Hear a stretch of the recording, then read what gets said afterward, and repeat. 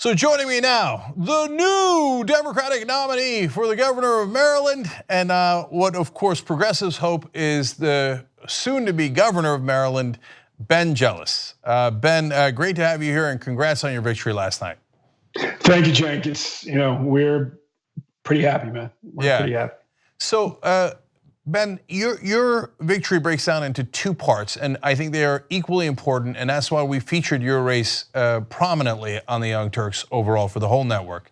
One was the primary, where it was a classic matchup of the progressive versus the more establishment candidate.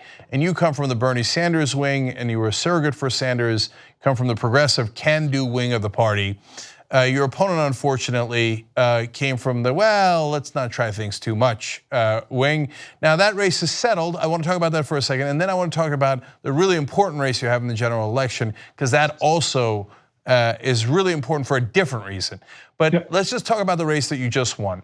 So a lot of the Maryland politicians were on your opponent's side, and they said, well, you're trying for too much change. And they implied that you didn't have enough executive experience, which I thought was a little offensive given that you led the NAACP for 5 years and all the other organizations that you've led. But how did that get settled? You know, tell me about the dynamics of that race and why you think you won that race. Well, there's kind of two questions there, right? How did it get settled and how do we win? I mean, how it ended was actually pretty good. A lot of those kind of longstanding leaders of our party had frankly called me before they endorsed my opponent, told me that they had cut that deal 2 years ago, that they had no choice, and a few of them even said that they actually hoped I would win. And so we, frankly, we're a family here, and we know each other, we respect each other, and it's very easy to come together at the end of this. How we won is the way that we will win again, which is that we traveled to every corner of the state and we listened to people early on. And then from that point on, we talked to people about what it would actually take to solve the real problems facing their families in real time. And we just did it again and again, talking about how we finally fully fund our public schools, talking about how we end mass incarceration and take the money that we save and use that to bring down the cost of college to young people and the cost of graduate school. And we talked about how we finally get our healthcare costs under control by simply doing what every other Western nation has already done. And by doing that again and again, it worked. People, it doesn't matter, man. If you're in West Baltimore or Western Maryland, chances are the issues facing your family are the same. I mean, there can be kind of things around the edges, and there can be a big local issue, but 80% of the issues will be the same. What I love to dive into is the mechanics of how people want, especially if they're progressives, so that the movement can learn lessons and apply it to other races. So your race was neck and neck for a long time, and people were not sure who was going to win. And as it turned out, you won by about 10 points, which is a very comfortable margin in that context. So what do you think were the different things that you guys did in your campaign, whether it was volunteers or how you raised money? I don't know, you tell me, that you think made a difference in getting that victory.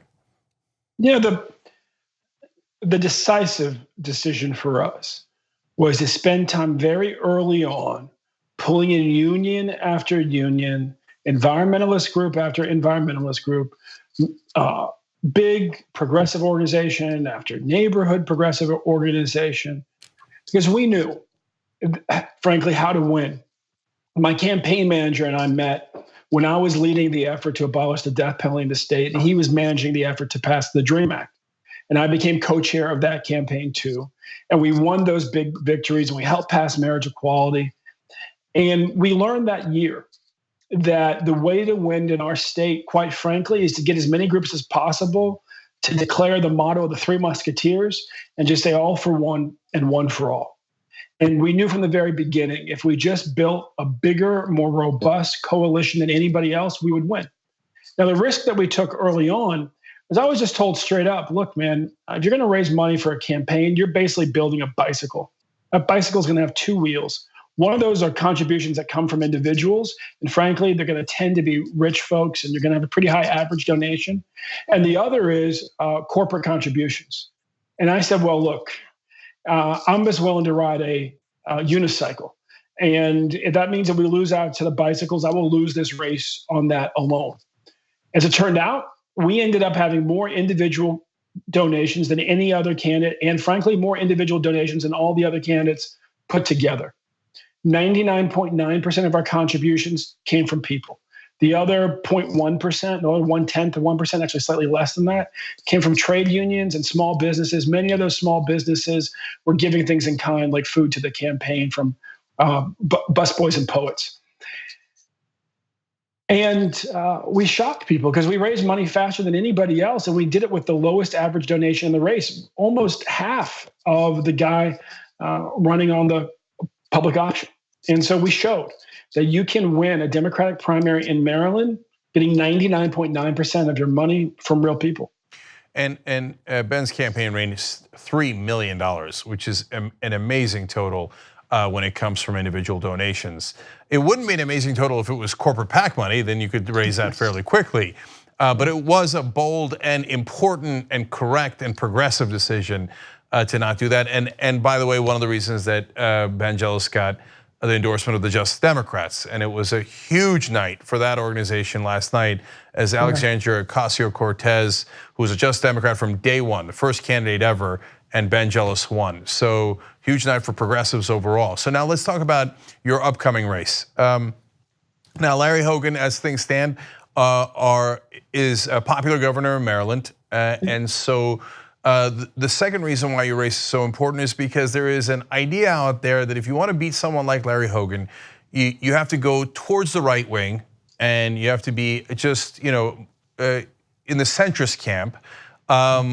Now you're also defying that. You're saying no, I'm going to run as a progressive in the general election as well. I'm not going to do any pivots, etc. So if you win doing that strategy, it will be a really important test for the progressive movement. That's why I think it's really important for all progressives watching this to make sure that you continue to support Ben, because that campaign is a testing ground. It's important for all of us. So talk to me about your strategy about how to win the general election. Look, I've said from the very beginning, I can't zigzag because I have size 14 feet and I'll trip. And so, we're just going to keep running in one direction. And quite honestly, it's not towards the left. It's not towards the right. It's towards the people. I come into this as the former national president of the NAACP. And I know that when I worked in states, frankly, states far more conservative than our state, to shrink their prison system more rapidly, we did it with bipartisan support because we listened to people and we pulled folks together. We got fiscal conservatives who were just concerned the prison system was growing too rapidly. We got libertarians who frankly agree with us on a bunch of criminal justice issues. And we got Christian conservatives to join with progressives, to join with the civil rights community, because frankly, they're in the prisons doing prison ministry and they understand what few folks do, which is that we don't just have the most incarcerated Black and brown people on the planet. We also have the most incarcerated white people on the planet, and it's destroying their families too. And quite frankly, what they tend to have in common is that those families were too poor to afford their own lawyer. And so that taught me a real lesson when I was running the NAACP, is that when you run towards the people, you can create a new center, a center founded on courage and common sense. And that's what we're doing in this race, because quite frankly, having loved ones who are addicted to heroin or to pills, that's not a partisan issue, it's a people issue. Struggling to pay student debt, not a partisan issue, it's a people issue. Worried that your kids are not getting a great education in public schools, not a partisan issue, but a people issue. Worried that our tax system isn't fair, that it lets hedge fund managers pay a lower tax rate than their secretary, while we have senior citizens on fixed incomes who are having their houses foreclosed on in Baltimore because they can't afford their property taxes. That's a people issue too. And so we're just going to run straight towards the people, and we're going to have the courage to speak, frankly, common sense, put real solutions on the table. Cenk, one of the gifts I had in my life is that a 101-year-old Maryland social worker who helped train Barbara Mikulski also helped train me. She's my grandmother. And she told me again and again, baby, don't try to half solve a problem because you still got a problem. So my idea with the people of Maryland is simple. When I bring you a solution, it'll be for the whole problem. We will talk honestly about what it will take, and then we'll fight hard and we'll get it done. What I'm known for in the state, the reason I was named Marylander of the Year in 2013 by the Baltimore Sun and then endorsed by them again, quite frankly, is because I've succeeded again and again in getting big things done in our state, and that's what I'll do as governor. I wish your grandmother had talked to Barack Obama. But anyway, okay, benjealous.com is the website. Really easy to remember, obviously, benjealous.com, and you've got the donation and the volunteer links there as well. If you're watching later on YouTube or Facebook, you will have those really easy to click links down below in the description box. If you're watching live, benjealous.com as well. He's sticking with all his positions, Medicare for all, criminal justice reform, and actually funding the schools of Maryland and get them back up to where they belong. Ben Jealous, thank you so much for the great work you've done for the progressive movement and for winning that important election and for joining us on the Young Turks Network. Well, thank you, Cenk. And let me just say one quick thing. I was joined here in my office by my dad, who taught in Kayseri, Turkey when he was young. He's a huge fan of yours, and he says hi. Well, I say hi right back at him. Great honor. Thank you, Ben. And thank you to the senior Jealous as well. All right. Thank you, sir.